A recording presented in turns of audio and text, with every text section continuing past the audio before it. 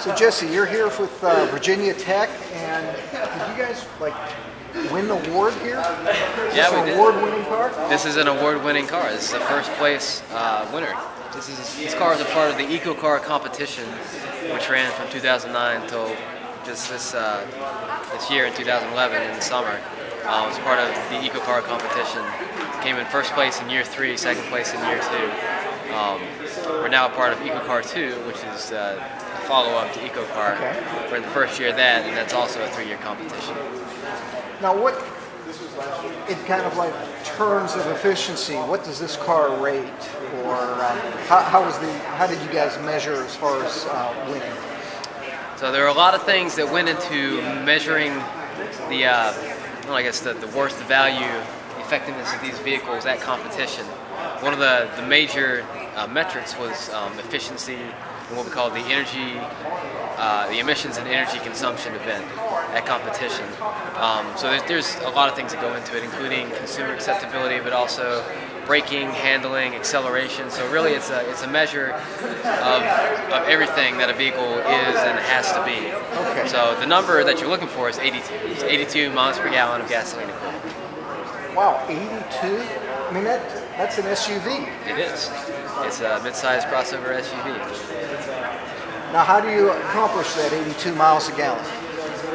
So it's an extended range electric vehicle. It has a large battery, so you go home, you plug it up, you get up in the morning, you drive to work, and as long as the battery is charged, it's an electric vehicle. It has a fully functional, fully capable electric drivetrain, so it drives as an electric vehicle until the battery is depleted, then the engine flips on and you can keep going. Isn't this hard? Don't you have to play with the switches, or does that confuse the driver at all? It's totally seamless. The vehicle controller that we developed and coded takes care of all the decision making for us. It takes care of the transition from electric vehicle mode to charge sustaining mode, and does everything for you. All you have to do is step on the pedal. Well, it sounds like then it works a lot like the Chevy Volt.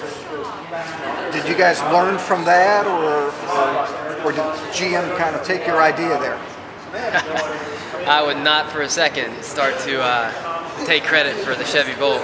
That was definitely GM's idea. That was in the works long before EcoCar even began. But it is very similar to the Chevy Volt. It is an extended range electric vehicle. It is first an electric vehicle, and then it has a range extending engine on board.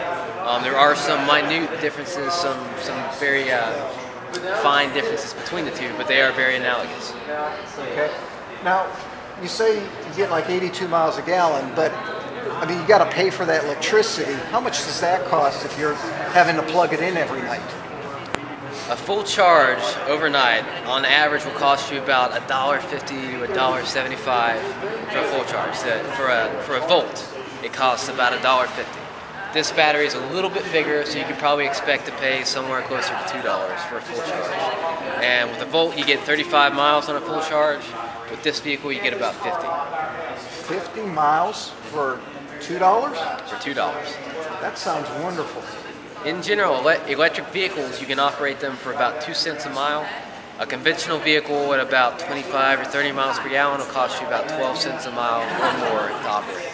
Well, what do you lose in this thing? I mean, how much space have you lost, or is it harder to brake, or does it run a lot rougher? The braking performance is right on par with the stock vehicle.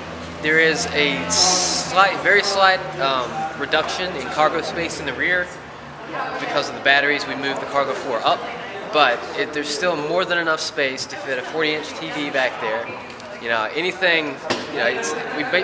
We moved the floor up about 3 inches, and that's it. There's still capacity for 5 passengers, 5 seats, 5 seat belts, and plenty of space for all the cargoes, grocery, kids, baseballs, basketballs, whatever you need to put back there. How long, I guess 2 things. How long did it take you guys to retrofit this car? Was it a lot of work? Indeed, it was an incredible amount of work for us to retrofit this vehicle. We received the vehicle in October of 2009, which was the fall of year 2 for the competition. We started the design in year 1 in 08-09, and then implemented those designs in year 2, and then refined them in year 3. So a full 3 years worth of work went into making this vehicle what it is. And how many students? Every year, we operate as a senior mechanical engineering capstone design project. So every year we have 20 to 25 senior mechanical engineers that come in. We have to train them, get them up to speed. We get, that's our team. That's the core of our team. They work and then they move on. A lot of them get hired into the automotive industry, and most of them find jobs. In fact, the overwhelming majority find jobs, and every year we start from scratch with 20 to 25 new engineers. Now you say, is one of this thing to be greener? And if so, is electricity really any greener than gasoline, or are you just kind of moving the emissions from the tailpipe to another coal plant? So electricity per capita is dirtier than petroleum, but an electric vehicle is about 3 times more efficient than a conventional vehicle. So you still end up making gains in emissions. The big benefit of using electricity as a fuel is the petroleum energy reduction. There's very, very little petroleum energy that goes into making electricity. It's mostly coal. It's about 50% coal in the U.S. But you reduce petroleum by an incredible amount. This vehicle, compared to the stock vehicle, reduces petroleum energy by about 90% and greenhouse gas emissions by about 20%. Can you share with me anything that's different here that's an electric vehicle? What does you as a driver have to do different than now that it's electric? Well, the biggest difference as a driver between an electric vehicle and a conventional vehicle is you smile more. Really, okay. There's nothing different. It's still a park reverse neutral drive. Manual is there mostly for the charge sustaining mode, but I mean, you put it in drive and you go. That's it. Well, what about like your air conditioning and your heat? So generally, in a conventional vehicle, your air conditioning and your heat depend on the engine. The air conditioner is belt driven. In this vehicle, we have a high voltage AC compressor. It's actually more efficient because it has a degree of freedom with speed. It can operate at its most efficient point instead of having to operate at whatever speed the engine is turning. And so that allows us to have air conditioning at any point, whether we're in EV mode or the engine is on. Heat, we have an inline immersion heater that's a high voltage rated heat source that we can heat up the cabin real quickly in the winter so you don't freeze your hands off. So you're saying even in the middle of winter, you can be warm in here and not even have to start your gasoline engine? That's absolutely right. In the middle of winter, the immersion heater heats up the heater core in the dash and heats the cabin without having to get waste heat from the engine. Now I noticed you got a kind of an interesting display here. Is this something different or something you guys designed? Yeah, this is our driver display, and it shows you what's going on. So here's charge depleting mode, and we got regenerative braking. Now energy is coming out of the battery to the rear traction motor, and then you got 0 miles left, and so you're in charge sustaining mode now, and you're using gas to extend your range and keep going. Then you get done at night, you go and plug it in, and you charge it all the way up, and charging's done, and then I'm not really sure what's going on with this screen. But that vehicle, this driver display, this driver display gives you information about what's going on with the vehicle.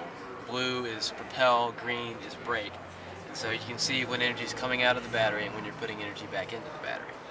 So, yes, this is the EcoCar vehicle. We're now a part of EcoCar 2.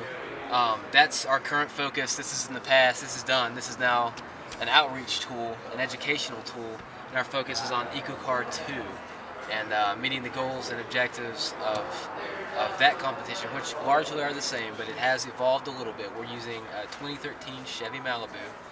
GM will donate that vehicle to us in somewhere in the May to June time frame, and in year 2 we'll start implementing our year 1 designs into that vehicle, and then we're off and running doing kind of the same thing over again.